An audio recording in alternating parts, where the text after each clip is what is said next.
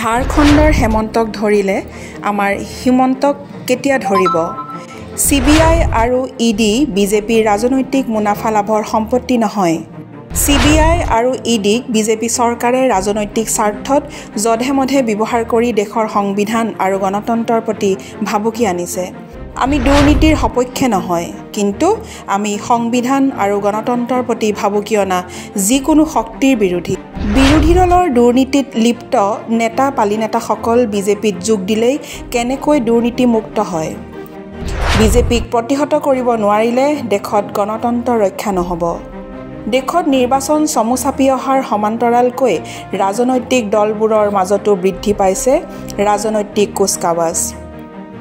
India এলায়েন্সৰ অন্যতম সহযোগী ঝাৰখণ্ডৰ মুখ্যমন্ত্ৰী হেমন্ত সোৰেনক দুৰ্নীতিৰ অভিযোগত গ্ৰেপ্তাৰ কৰাৰ পিছতে চৰকাৰৰ বিৰুদ্ধে সোচ্চাৰ হৈ পৰিছে বিৰোধী। আজি অসম তৃণমূল কংগ্ৰেছ দলৰ সভাপতি ৰিপুণ বৰাক আক্ৰমণাত্মক হোৱা দেখা গ'ল চৰকাৰৰ বিৰুদ্ধে। দলৰ মুখ্য কাৰ্যালয়ত সম্বোধন কৰা এক প্ৰেছমেলত তেওঁ EDৰ দৰে দেশৰ স্বতন্ত্ৰ সংস্থাবোৰক চৰকাৰে নিজৰ ৰাজনৈতিক স্বাৰ্থত ব্যৱহাৰ কৰা বুলি অভিযোগ কৰে।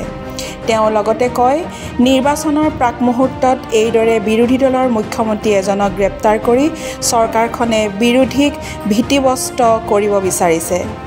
বৰাই লগতে প্ৰশ্ন তোলে যে আমি দুৰ্নীতিৰ পক্ষত নাই, কিন্তু দুৰ্নীতিৰ অভিযোগ থকা নেতাই যেতিয়া বিজেপিত যোগদান কৰে তেওঁৰ বিৰুদ্ধে তেতিয়া ED সক্ৰিয় কিয় নহয়?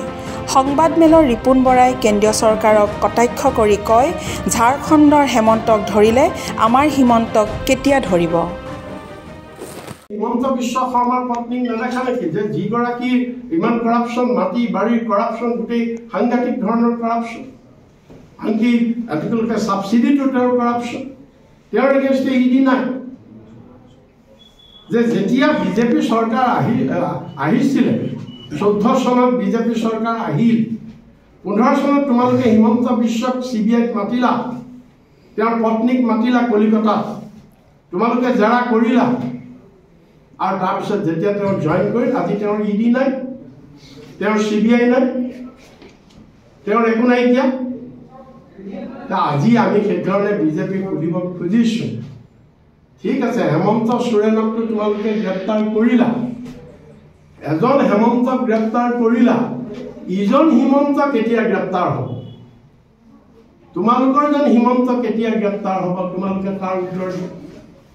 এই নিৰ্বাচনলৈ ইয়াৰ পৰা এইটো স্পষ্ট হৈছে যে বিজেপি যে সম্পূৰ্ণৰূপে ভীতিগ্ৰস্ত হৈছে, তেওঁলোকৰ হাতৰ পৰা যে ক্ষমতা যাব, আৰু সেইকাৰণে তেওঁলোকে ক্ষমতাত বৰ্তি থাকিবৰ কাৰণেই বিৰোধীৰ ৰথী মহাৰথীসকলক, বিৰোধীৰ এই প্ৰভাৱশালী নেতা মুখ্যমন্ত্ৰীসকলক তেওঁলোকে যেন তেন প্ৰকাৰেণে তেওঁলোকে পুৰণি গোচৰত ধৰি তেওঁলোকে কাৰাৰুদ্ধ কৰিবৰ কাৰণে, ভয় ভাবুকি ৰাখিবৰ কাৰণে, বিৰোধী দলটোক খণ্ড বিখণ্ডিত কৰিবৰ কাৰণে তেওঁলোকে এই ব্যৱস্থা কৰিছে, যাতে চবকে এটাই মেছেজ দিছে যে নীতিশ কুমাৰে যেনেকৈ চাৰেণ্ডাৰ কৰিছে তোমালোকে সবেই চাৰেণ্ডাৰ কৰা বিজেপিৰ ওচৰত।